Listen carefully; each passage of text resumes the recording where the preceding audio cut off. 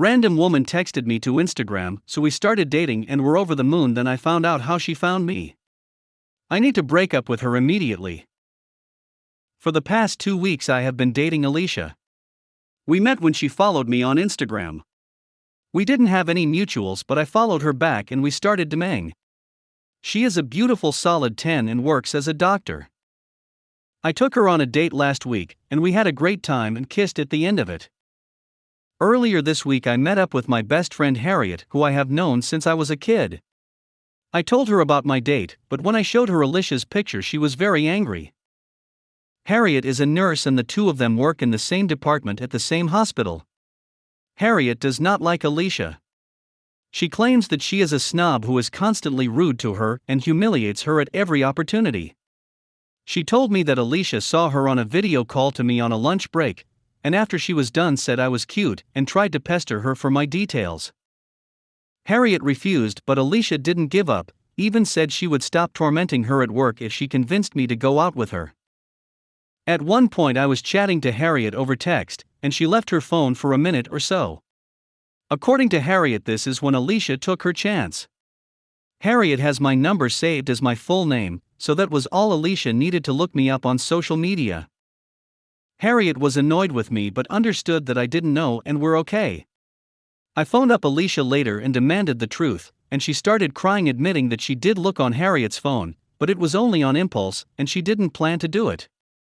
She said how sorry she was and begged me to please not dump her over this. I took some time to think about it, but in the end we started talking again and met up yesterday. Alicia said she didn't understand why anyone would want to be friends with Harriet, but we had a great time again, and she invited me to come back home with her. We had a great night, and by the morning she asked if I'd like to be exclusive with her. I said I needed time, which upset her. I would like to be, but I feel like that would really damage my friendship with Harriet. She was fuming when I told her how Alicia found me, and I don't think she'd be happy if she became my girlfriend. Alicia is a gorgeous, funny, bubbly and lovely person who I really want to see more of, but I have a gut feeling that I am betraying my friendship with Harriet. Update: I'm the a-hole, no doubt about that. My friendship with Harriet should come first, and as you guys have said, it's wrong to date someone who is cruel to your friends. I texted Alicia saying I won't risk my friendship with Harriet by dating her, but she hasn't responded, so I will update when she does. Update 2: So, after watching my phone all evening, I got a call from Alicia and answered to her screaming down the phone. She called me every swear word under the sun. From her voice she sounded wasted drunk. She called me a snake and said that Harriet was a tramp and an ugly C*NT and told me that I'd never get a girl as good as her again. I let her rant at me for a few more seconds before cutting the call. I called Harriet and warned her that there may be more problems at work because of how angry Alicia was, and that she should consider involving HR. Thanks for the guidance, guys. It was a blunder to consider involving myself with her further, but I see the error of my ways. We have reached the end of the story. Let's listen to some of the comments by our Reddit listeners. Comment 1. You are the A for throwing Harriet under the bus here. She sounds like she is nice and told you the truth straight away. Leave Harriet out of your problems when this goes to shit. She warned you. You are going out with a woman that bullies her. Don't expect this friendship to survive. This the start of the crazy, you know that, right? If you want this drama train, go ahead and keep dating Alicia. Chew. Chew. Comment 2. Trust your gut. You are the A if you dated Alicia, but it has nothing to do with how she got your contact info, and everything to do with how terrible she treats your friend in general.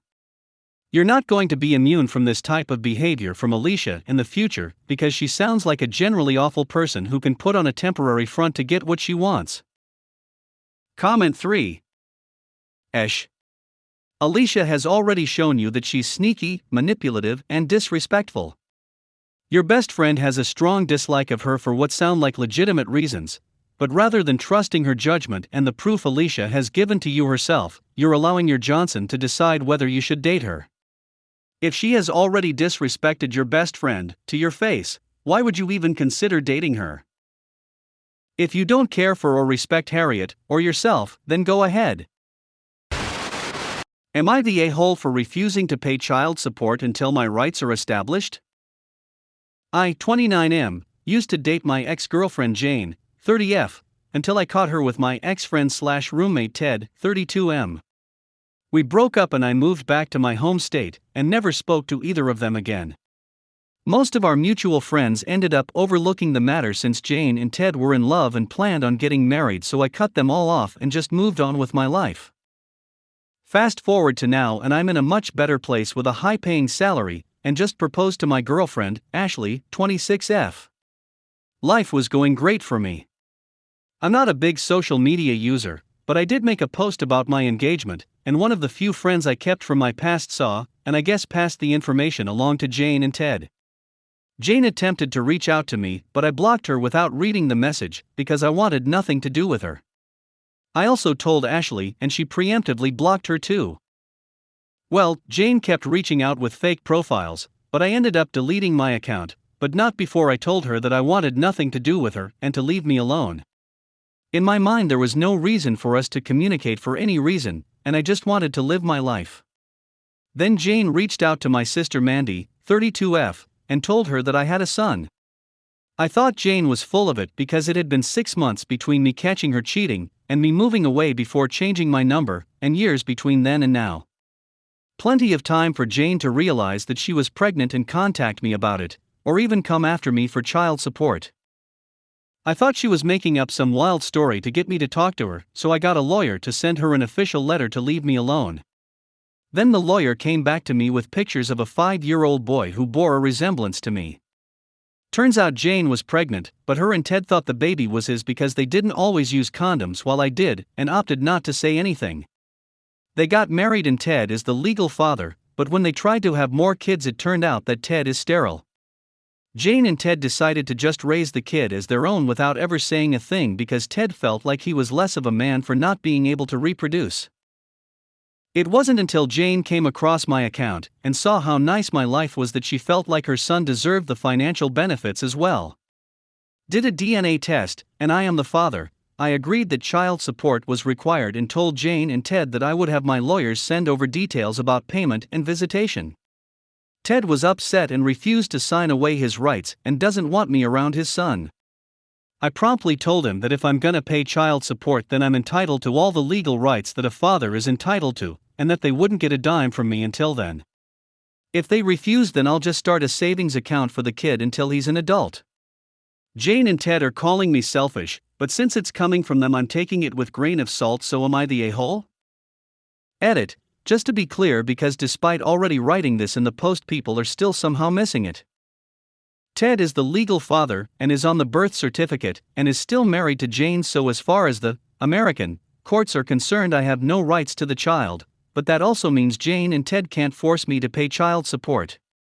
Jane and Ted want me to have no contact with the kid whatsoever, but still, discreetly, send them money, because Ted doesn't want anyone to know that he can't reproduce. We have reached the end of the story. Let's listen to some of the comments by our Reddit listeners. Comment 1. So years later she wants you to bankroll her happy family but never see the kid? I wouldn't be okay with that either. NTA. Comment 2. NTA.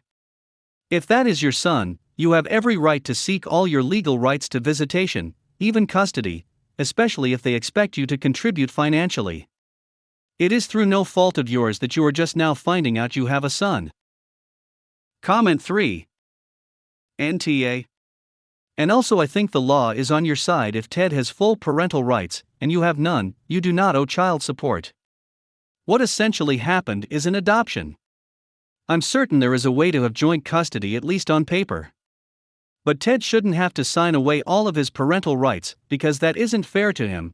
He is the child's father in all ways, but biological, nor is it safe for the well-being of the child should something happen to the mother.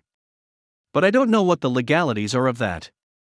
But him not wanting you to have anything to do with the son seems like a deal breaker in terms of them accepting money from you. Did they just think you were going to secretly give them money while your son had no idea who you were? I think your plan to have a savings for him when he's an adult is a really great idea. But maybe your lawyers can help come up with a mutual agreement that isn't so all or nothing?